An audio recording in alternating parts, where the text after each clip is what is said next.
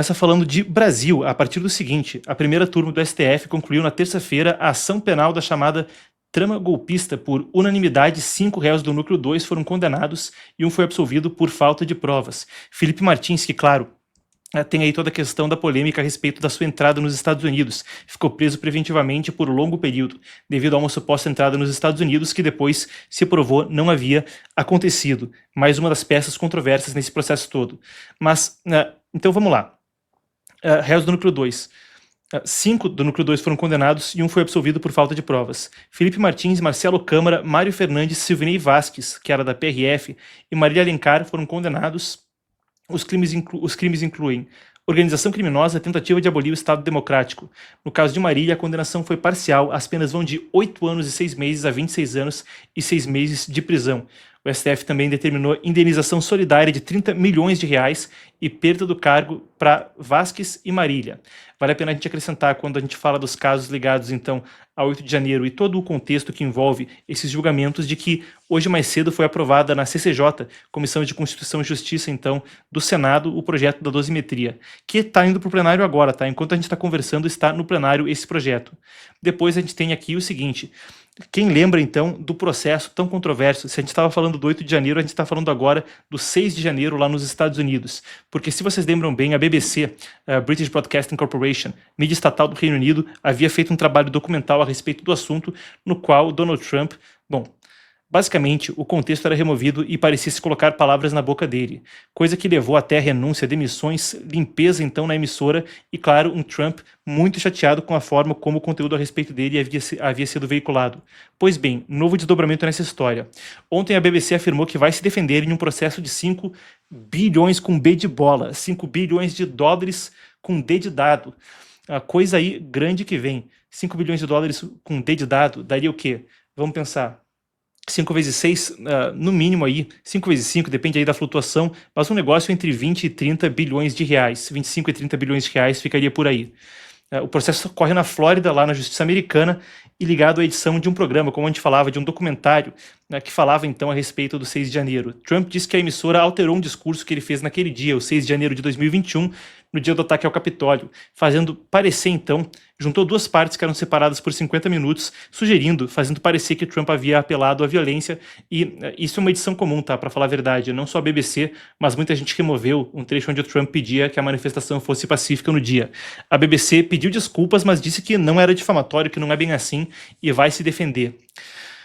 Já que a gente está falando de BBC e de Reino Unido, o Parlamento Europeu aprovou hoje um plano para ajudar mulheres de países com aborto restrito a fazer o procedimento em outro Estado-membro sem pagar. Então, olha a lógica.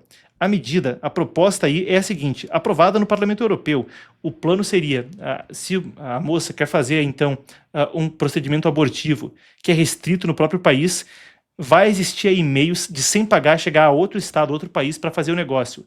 A proposta é ligada a uma iniciativa chamada Minha Voz, Minha Escolha, e vai criar um fundo no orçamento da União Europeia para cobrir custos em lugares com proibição quase total, como Malta e Polônia, ou com acesso difícil. Olha só, Itália e Croácia também têm acesso difícil.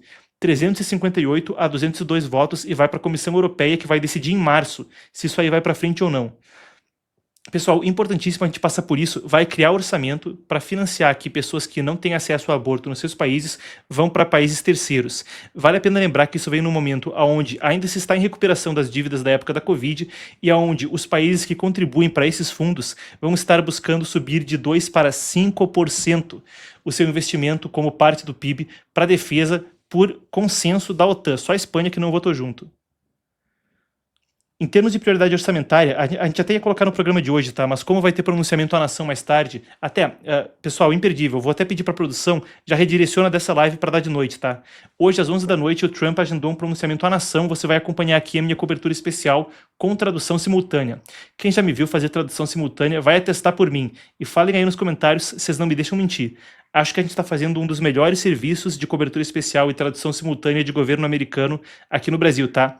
Pessoal do chat não me deixa mentir. Então hoje às 11 da noite eu e você temos hora marcada aqui nesse canal. Não perca, Trump marcou um pronunciamento à nação, não sabemos o que vai ser, mas foi adiantado que ele deve falar a respeito de fazendo aí um balanço de como é que foi esse primeiro ano de governo em 2025. Você que acompanha geopolítica, acompanha relações internacionais, não pode perder. Você vai estar comigo hoje a partir das 10h30, eu já entro para a gente fazer aquele contexto, tá?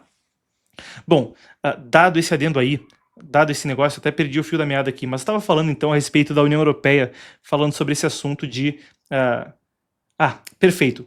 Por que eu falei esse negócio do Trump? Porque em virtude da gente preparar essa live mais tarde, teve uma reportagem que foi cortada hoje do programa. Mas eu ia falar até sobre troca de farpas entre Mark Rutte, secretário-geral da OTAN, e Vladimir Putin hoje mais cedo.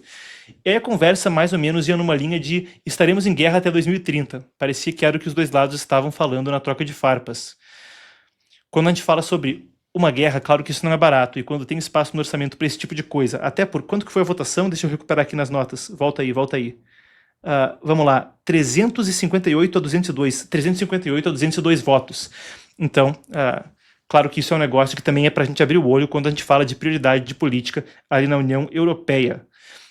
A presidente da Comissão Europeia, Ursula von der Leyen, seguindo, disse hoje no Parlamento Europeu que o mundo vive um momento perigoso e instável e que a Europa precisa assumir a própria segurança, o que, claro, vai diminuir o espaço no orçamento para criar um fundo de trânsito abortivo.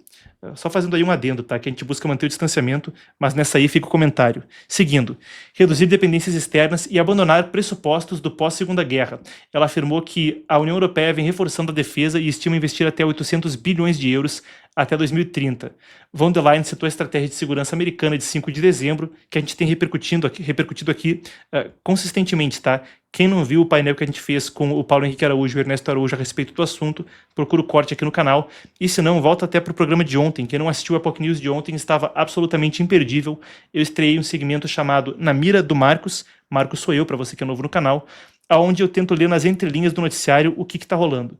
E ali desdobrei então o que tá acontecendo em termos de América Latina com base na estratégia de segurança nacional dos Estados Unidos. O corte está aqui no canal, ou pode assistir o Epoch News inteiro de ontem, que também estava imperdível. Muito bem, então a estratégia falava que a Europa estava em declínio e responder que Washington também perde peso no PIB mundial.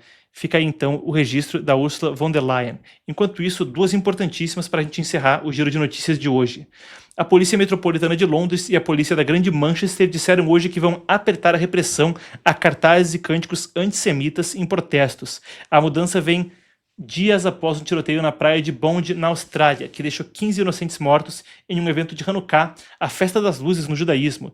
Até era da congregação Beit Chabad, que é uma congregação histórica, tá? Em termos de reviver o sentimento de religiosidade no judaísmo pós-Segunda Guerra Mundial.